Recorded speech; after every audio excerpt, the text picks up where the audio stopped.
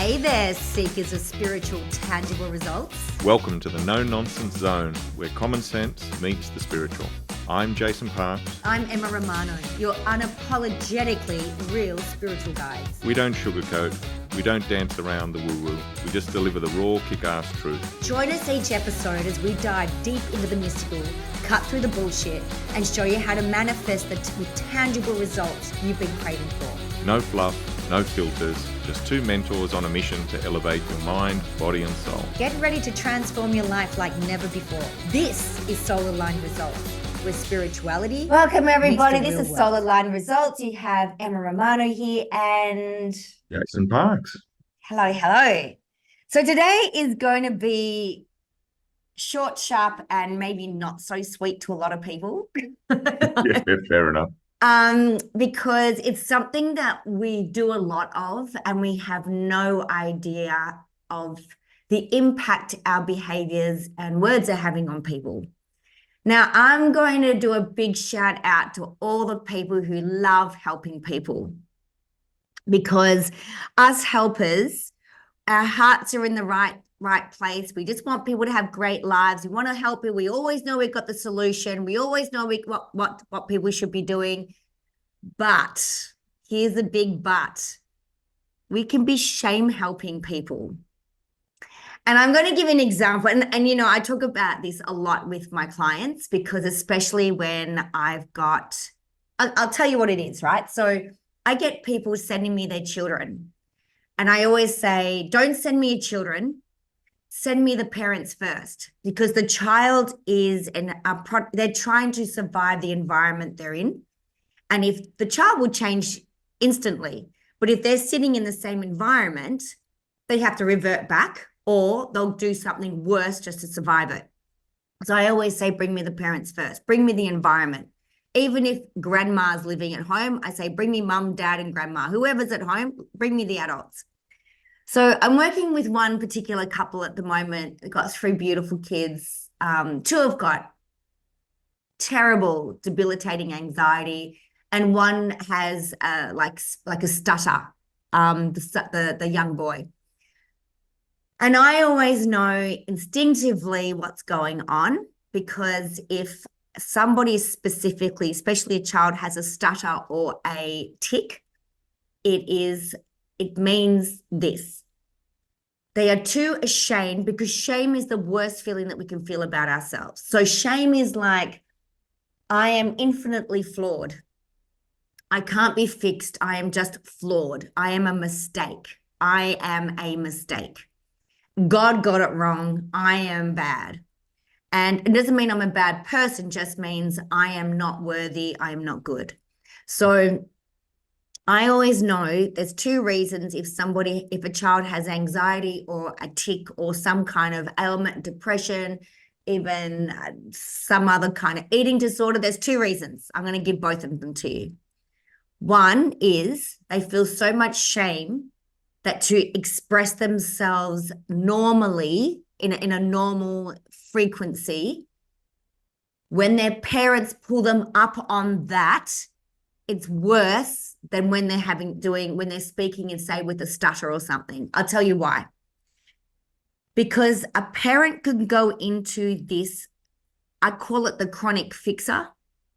I chronically have to fix you. Chronic means long term.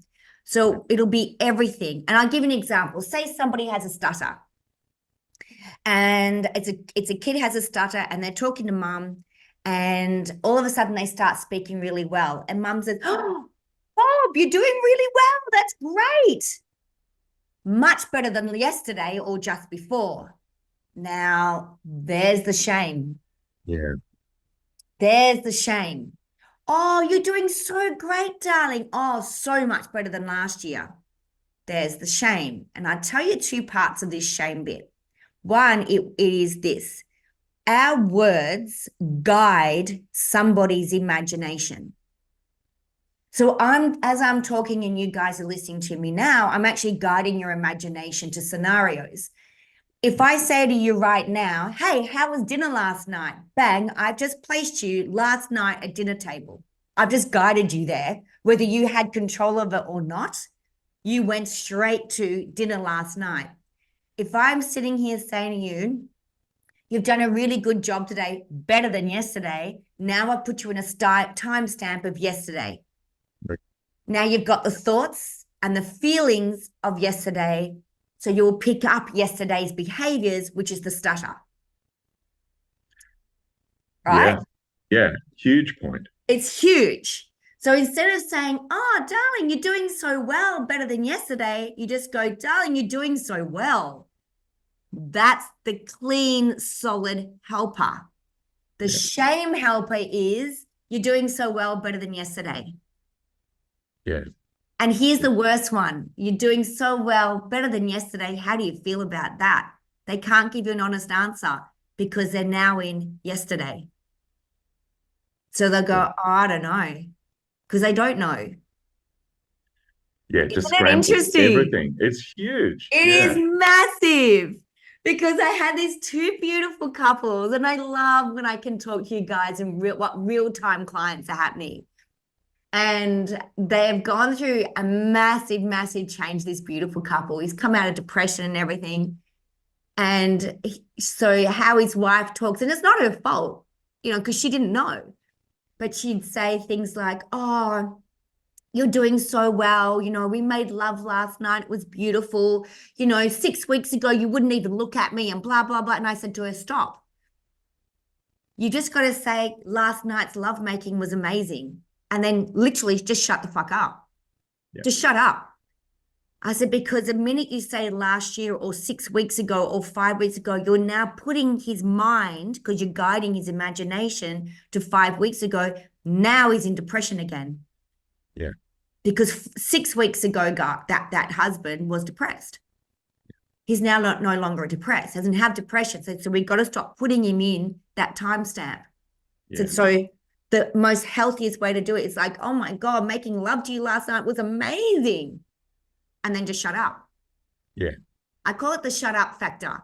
We all need to do more of shutting up. Oh, yeah. Yeah. That's like spiritual mastery 101. Yeah. Just Shut up.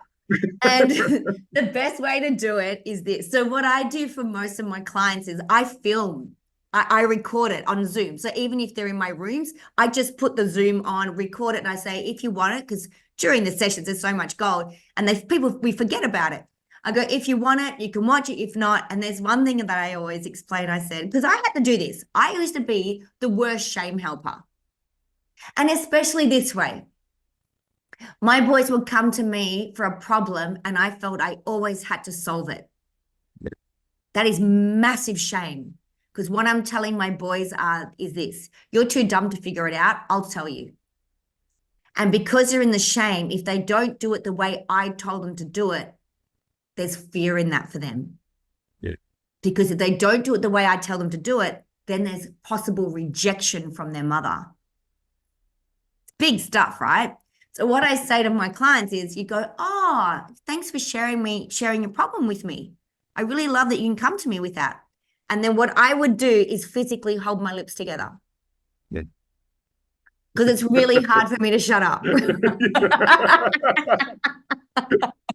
So I would physically just sit there and hold my lips together. And for those watching the video, you can watch this on YouTube. I'm sitting here holding my lips together. Or I put my fingers across my lips. You'll hear me a little bit muffled now because I've got my fingers across my lips. I physically have to shut myself down, like shut up, right? Yes.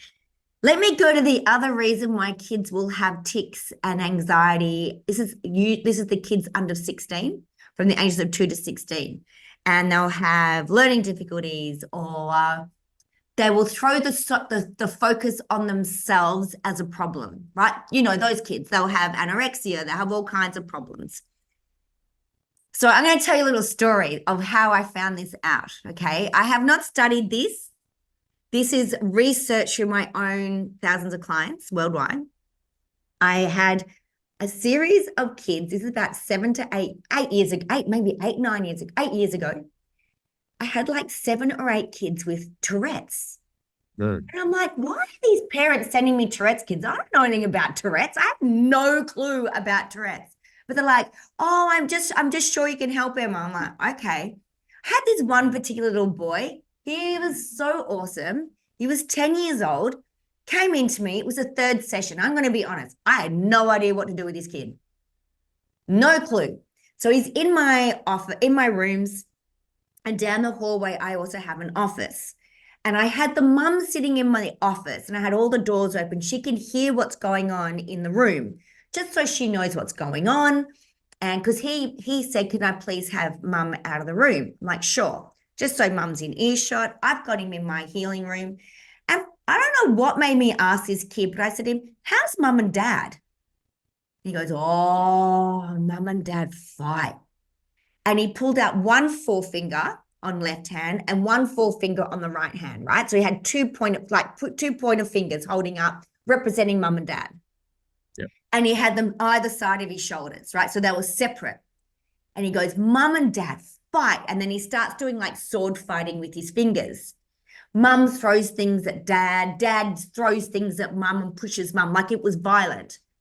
And he said, and then when I do my ticks, they stop and they come together and they look at me.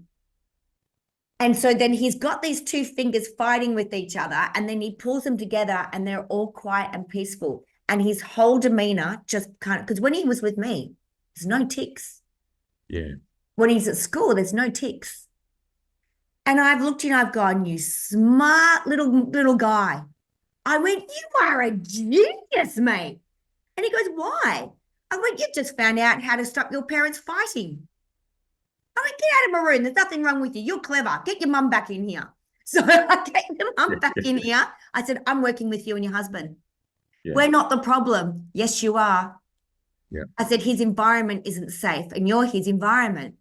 That's when I started figuring out. And then all the other kids I had, Tourette's, anxiety, everything. I went, I'm ringing all these parents during the day going, right, change of plan.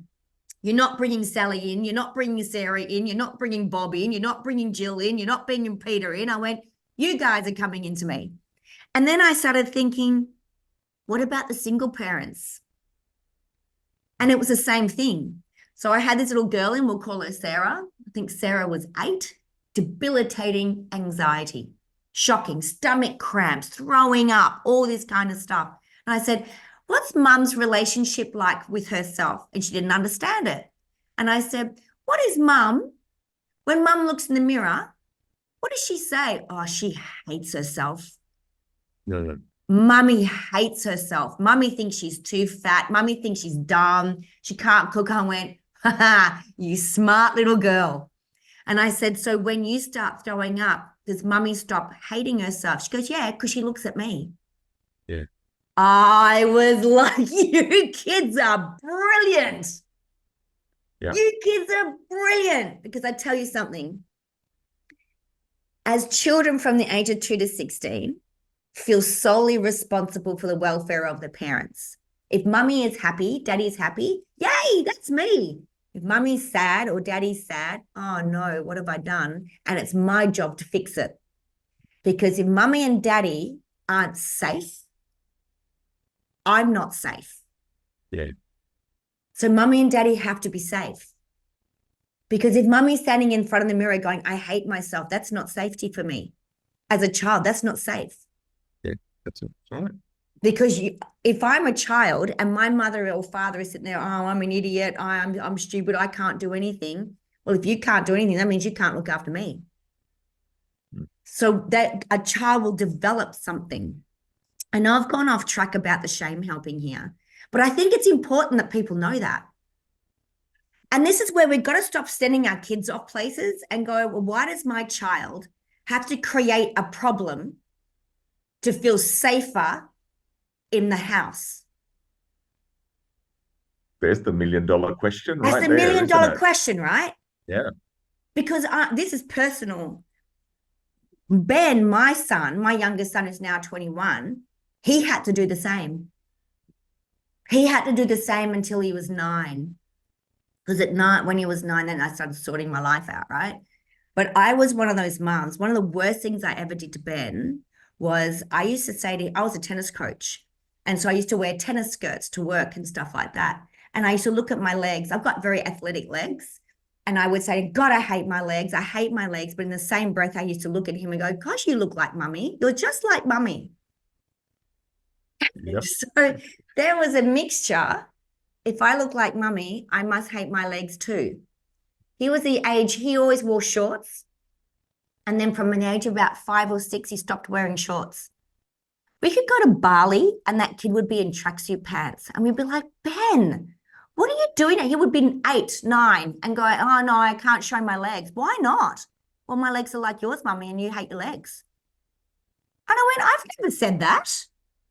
Because yeah, all the time, every Saturday morning when you used to go to do tennis coaching, I was completely unaware of how my words were guiding my son's imagination of himself.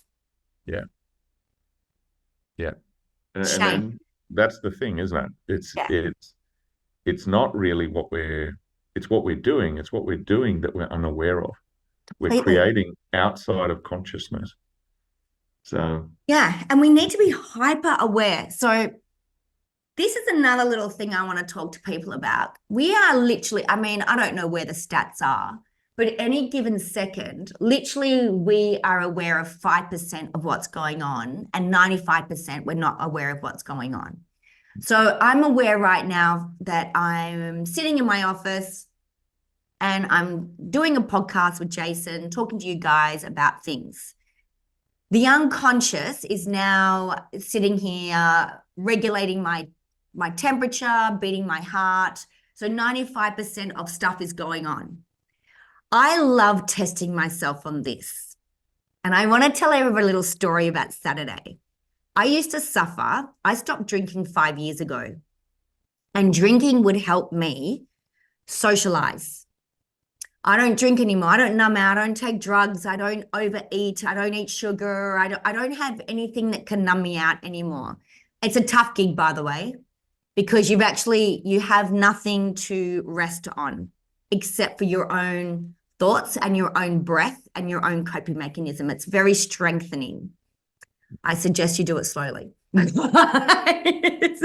a big thing. you have to be kind. You have to be very, sweet very and kind. nice to yourself, right?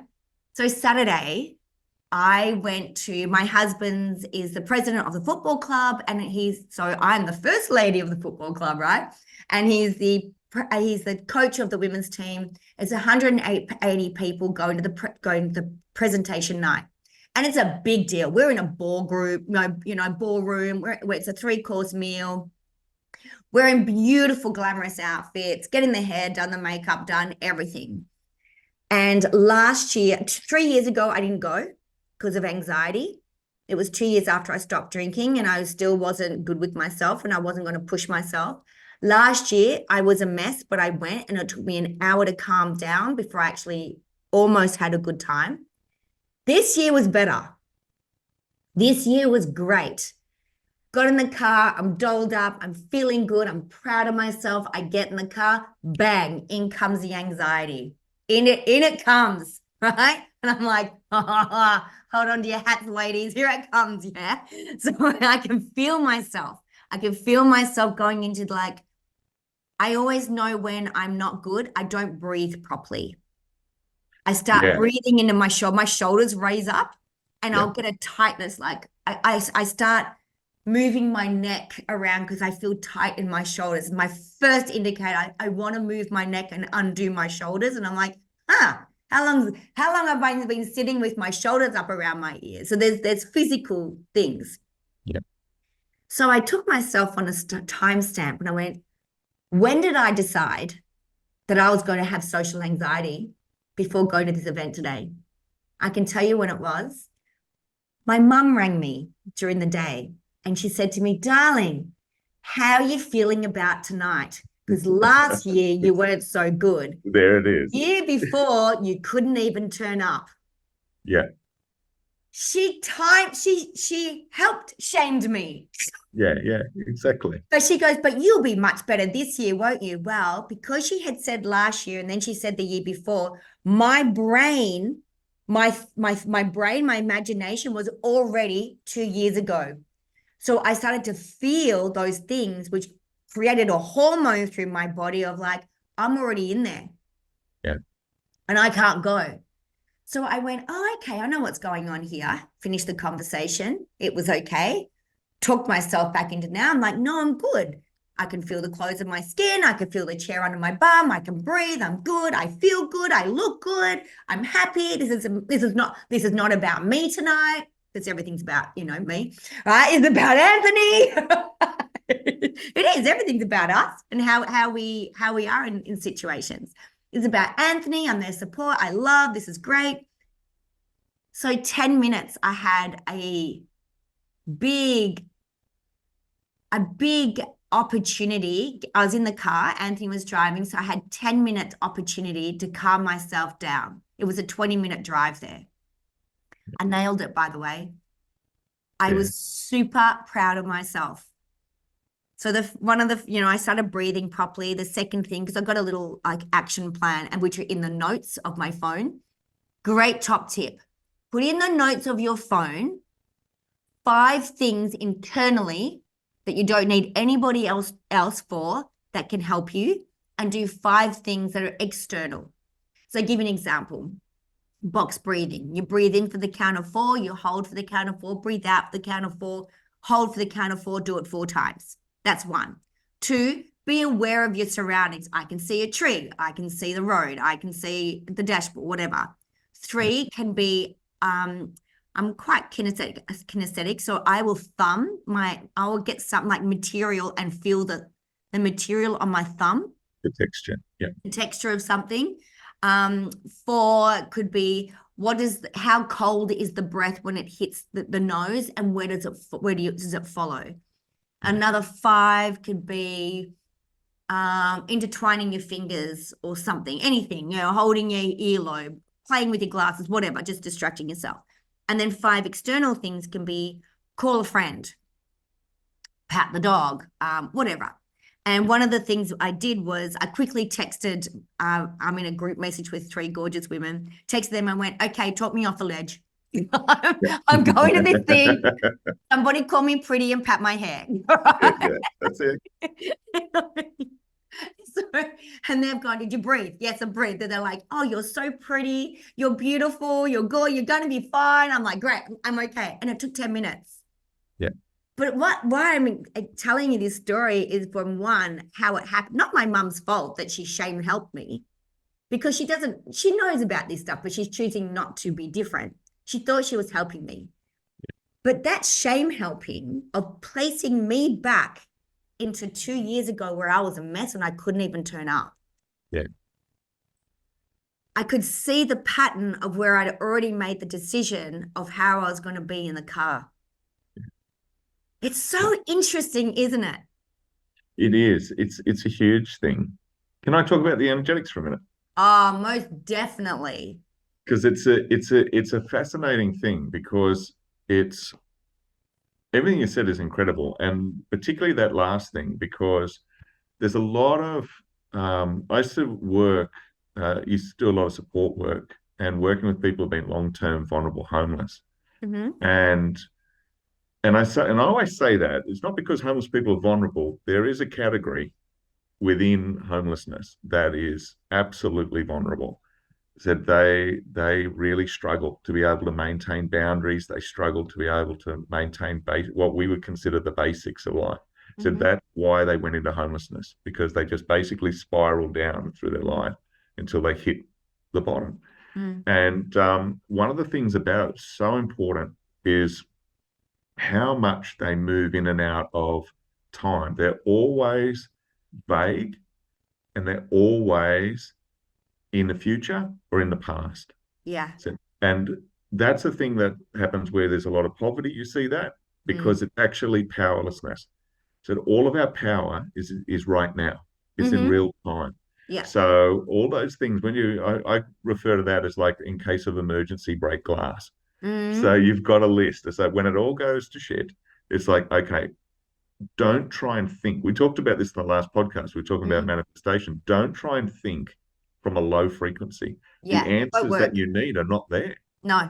Yeah, you won't be able to find them. So what you've got to do is you've got to get yourself back into your power, which means you've got to get back into real time. This is why things like mindfulness, which is a lot of what you're talking about, mindfulness works, because it gets you into real time. And then you're back in your power, you're making your decisions deliberately, and now your frequency can climb. And it can climb really fast. So it's a huge thing. That just that one thing is massive. And people will get into things like anxiety attacks and look at an anxiety attack and think that this is like a process that has to run out over a prolonged period. It doesn't. You can be Mm-mm. out of an anxiety attack in seconds by Yep. just simply It's getting like into that. real time. Yeah. Yeah. Seconds. Yeah. Exactly. So it's really important. So you set yourself up to win. I think this is one of the big things, is that if you want to win at life, so that's a process. Mm-hmm. It's not luck. Luck is not a real thing. But sometimes we are fortunate. Sometimes God extends grace to us. Said, however, it's not about luck. It's not random. So these things are following universal law. Well, So these things are following a frequency, absolutely. Yeah. and whatever frequency you're in, you're going to get that quality solution. Yeah. And one of the things that's really important about it, because I don't know if we've talked about it much in the podcast, but we certainly talked about it a lot, which Mm, is the interaction between shame, trauma, and energetic agreement.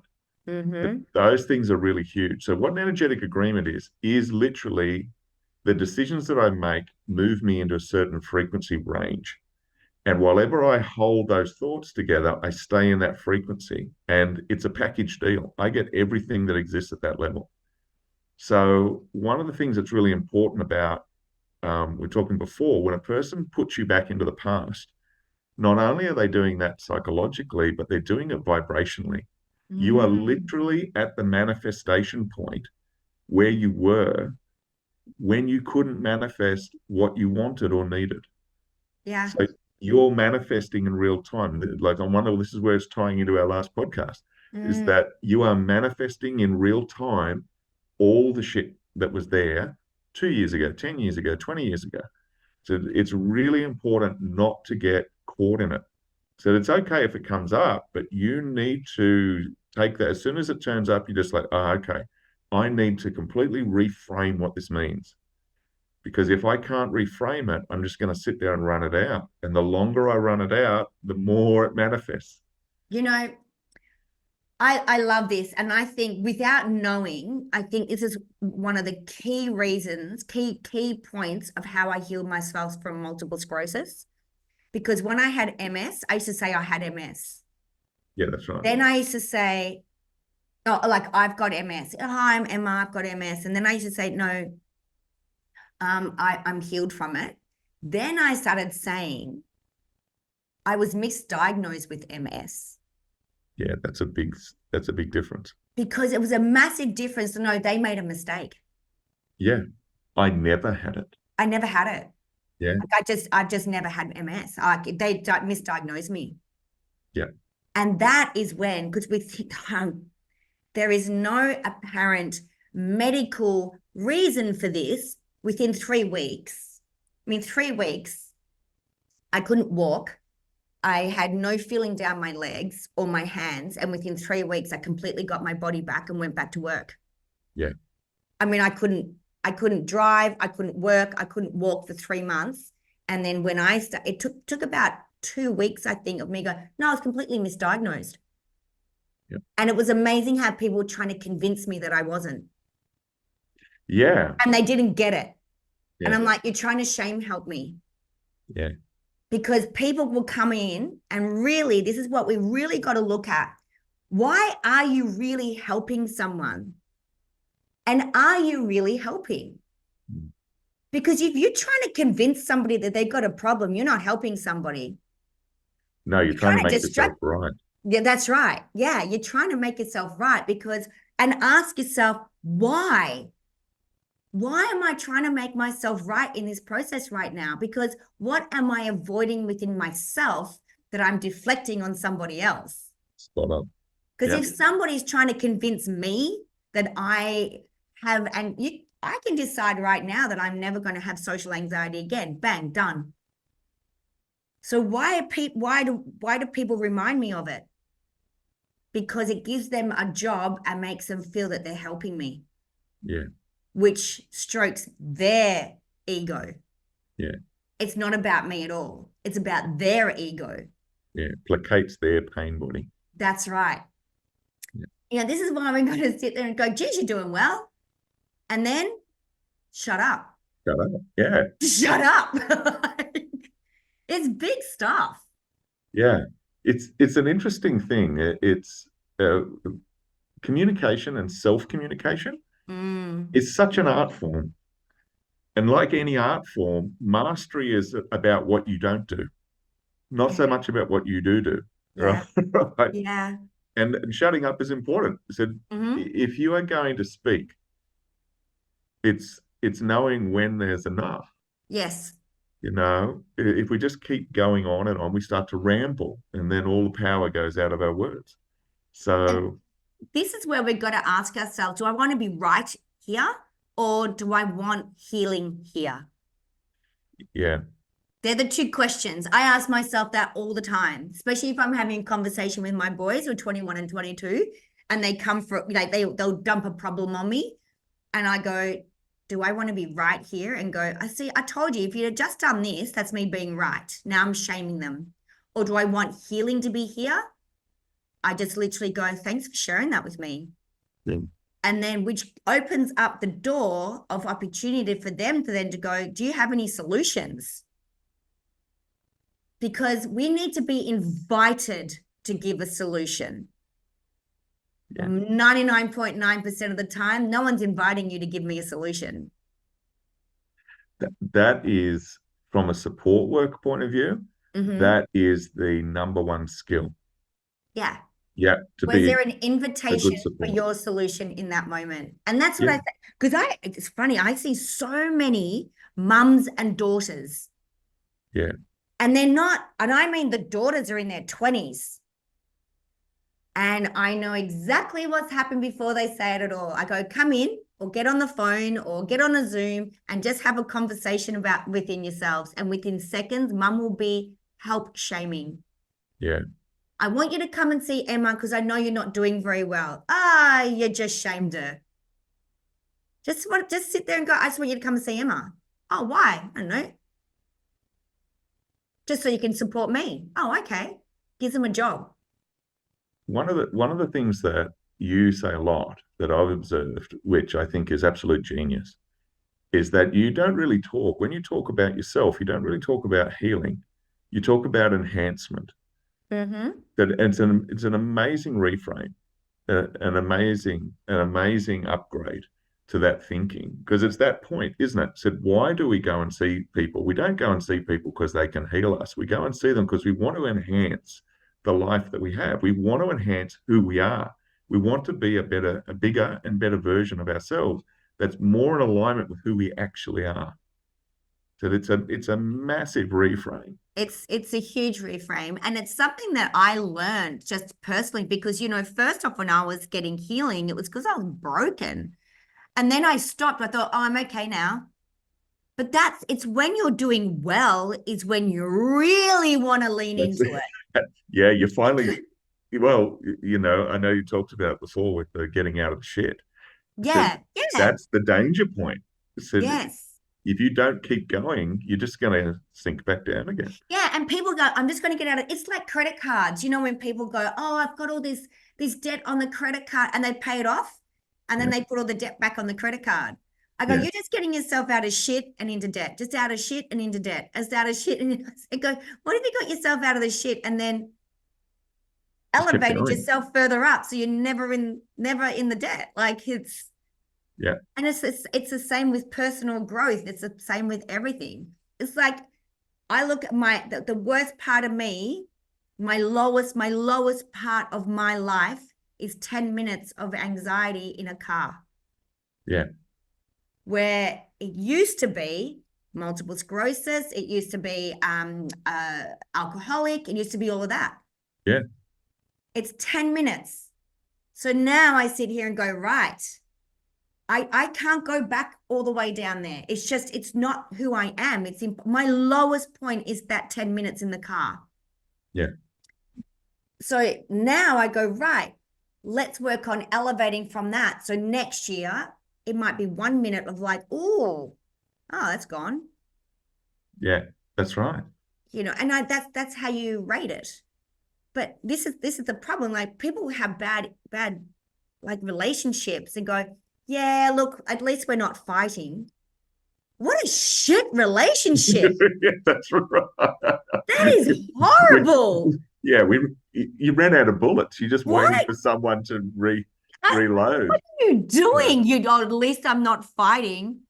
Shit, what? Like, oh yeah, my God. Like, elevate yourselves. And this is what I love. I love working with people go, I don't have any problems, but I know I just need something. I'm like, we're going to have so much fun. Have so much fun. Because that's when you just go, let's explore. It's like I get mentoring from you, Jason, every Tuesday morning.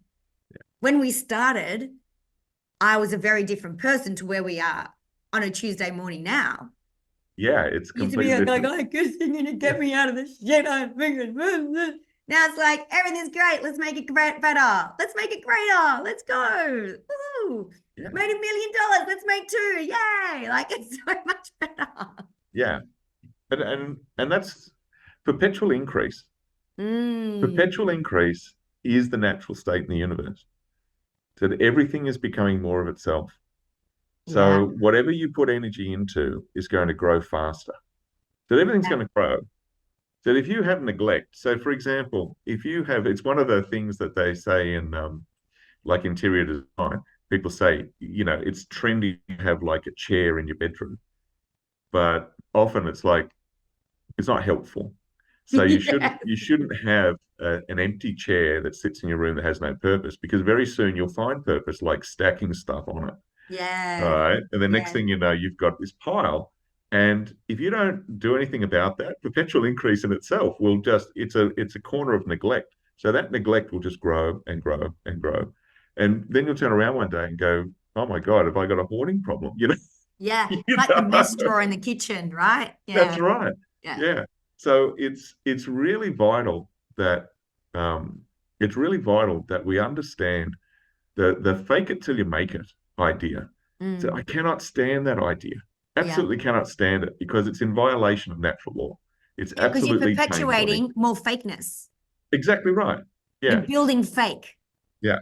So Yeah. just understand that like little things grow into big things. So if you turn around, you haven't got any money, and you say, "Okay, I want to become wealthy, and I want to become wealthy. So, okay, I have to fake it till I make it." No, don't do that. Just look at the wealth that you have. Everybody has a wealth. If you Yes. have if you have clothes on your back, if you don't have clothes on your back and you live in Australia, walk to a tap. Turn a tap on. You are now richer than 85% of the people in the Mm-hmm. world because Yeah. you have access to clean, uncontaminated drinking water by turning a tap on.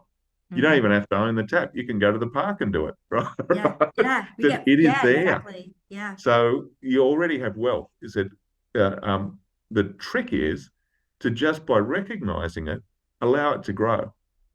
When things come up, one of the reframes that was really helpful for me was understanding about frequency. And in frequency, the highest vibrational frequency that you will hit is that of gratitude.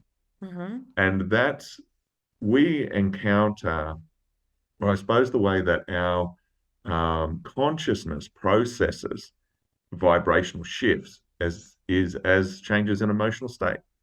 So what we think is that we're having depression or we're sad or we're angry or we're happy, they're just changes in frequency.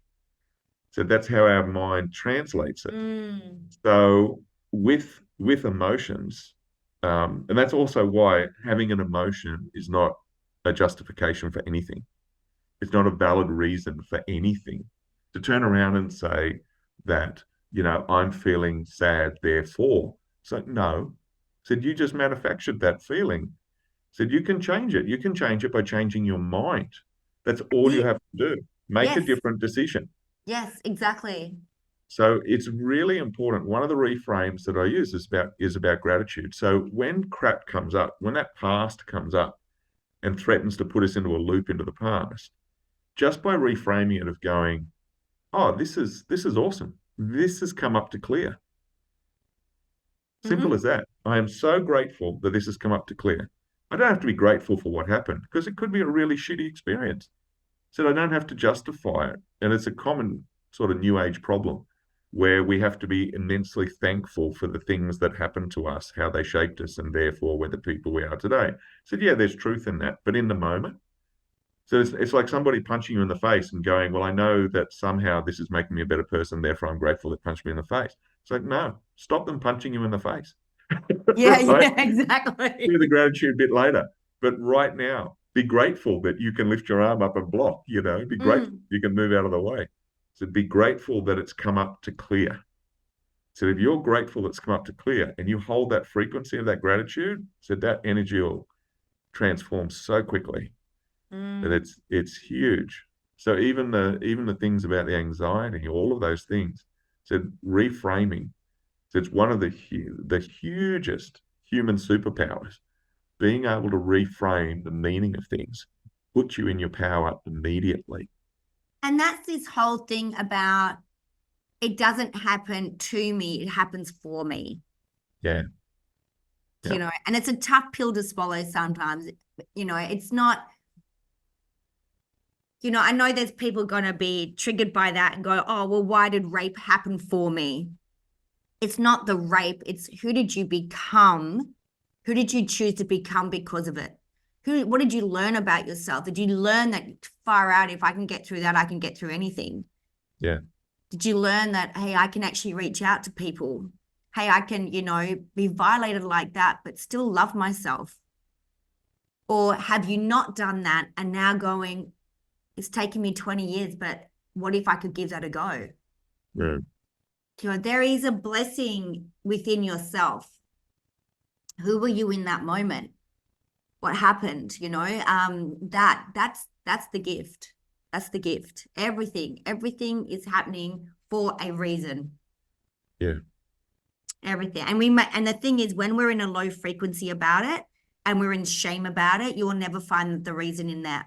You need to lift your frequency first, and it could be about something else. Like I literally use flamingos. It's literally, I'll sit there and go, I feel like shit. Flamingos. I don't know. Flamingos make me feel good, right? So I literally lifted my frequency to flamingos, and then I can have a better solution than that. Yeah. Instead of Yeah. going, oh, I'm shit, oh, I'm crap, oh, I hate myself, oh, this is useless, life's crap.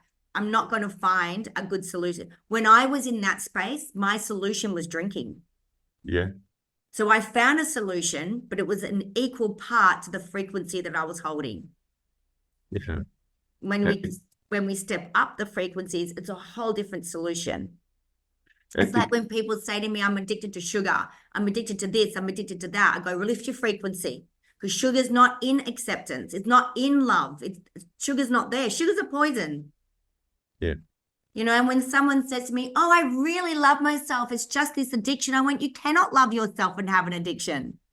That's You right. You don't you're in need. the wrong frequency. You're faking it until you're making it. Yeah.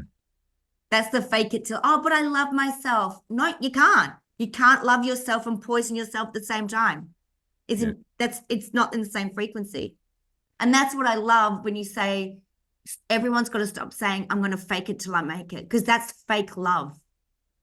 Yeah. And it's permanent. That Yes. there is an illusion, like permanence is an illusion. Mm, The undeniable. There's nothing that is permanent. Everything is in a state of constant change. The problem is mm, we keep changing it back to exactly what it was. mm. And those behaviors, they just reinforce it. So every thought is an opportunity for you to change. You can take Mm. control of that change by simply changing what you're thinking. Yeah. We are And you so don't, powerful. yeah. And you don't even have to make the big decision. You can get a run up at it, right? That's really important. Yeah, You see, yeah. when you're at a low frequency, get a run up. It's really the way you get a run up is you just consider a possibility. Mm. Can you consider a possibility? Because if you can't, what you're going to do is you're just going to recreate that same thing, thought Yeah. to thought, and you create an illusion of permanence. But Mm. in order to sustain that, it's exhausting. So it's really exhausting to do that. using mental imagery. So what you do is you add mass to it. And that's why you reach for addictions. That's why you reach for vices. So that it allows you to reinforce the frequency that you're in. And then it takes a bit of load off. So you feel better. But you could, if you're going to have a vice, you need that vice to be constructive and uplifting. Yes, yes. If you feel like crap, go for a walk. Feel like crap, read a book, read a good book on personal development, or read your Bible, or whatever. Read Pray. whatever. Pray. So I love praying. Yeah. It's your, in case of emergency, break glass. Yeah. Have a series of things that when you're in a low frequency, you can reach for without having to think about them, because you thought about them when you were in a high frequency. Yes. Right? That's where you got them from. So do it then, and then just reach for them when you're low. It'll pull you up to that level. Love it. Then the clouds part, and suddenly all the answers appear. I know you've watched me do this. It's a really funny thing. Sometimes we'll talk and we'll get caught. We'll put ourselves into a shame spiral. So we might be talking about some experience in the past, and then suddenly we lose track of the sentence. And we're just like, I don't remember what I was going to say. Yeah, because you're in a different frequency. Different radio station. Yeah. So if you just stop for a minute and you lift your frequency, suddenly the whole sentence connects back on again. And you're like, oh, there I go. So it blew my mind first time I did that, because it was just like, oh, okay. Oh, there it is. There it is. It's always there. I just moved away from it. It's so good. Yeah. Jason, is there anything else you want to share with these fine, amazing, beautiful people who are listening? Just remember perpetual increase, everybody. Yeah. And stop shame helping. Yeah. And I remember, I think we may have gone an episode without mentioning Dr. Ash Moreland. Dr. Ash Moreland. So I just wanted to quote something that she said one time, which I thought was absolute genius. And it was that when we have that realization about that power, what happens is we shift from being a carrier of intergenerational trauma to a carrier of intergenerational healing. Oh my God, it's so good, isn't it? Yeah. She's got her own podcast too. Guys, check out Dr. Ash Moreland. Go to Spotify and literally put in Dr. Ash Moreland, and her podcast will come up. She does a podcast with another guy. Remind?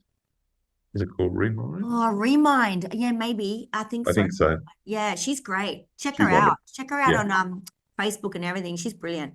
She's really good. Thank you, everybody. So again, just a little recap about shame helping. Were you invited to help first? Was the invite there? Because the best way to help anyone is to just sit there and hold the person's problem. Yeah. Sometimes they just need to express it. Because if I need to express a problem and then people come in to help me, I go, what, do you think I'm dumb? Do you think I can't do it? Yeah. So then it clams me up. I don't talk about it. I especially won't talk about to that person. I'll literally stop talking to them.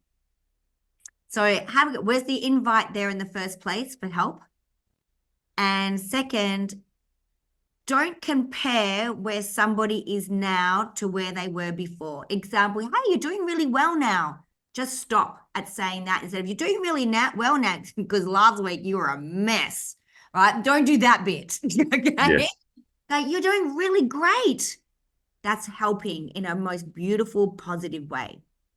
Thank you, everybody, for listening. We will see you next podcast. Please keep in contact with us. If there's something that you would like us to talk about, let us know. And we love doing these. We'll see you in 2 weeks. Bye. Thank you, everybody. Bye.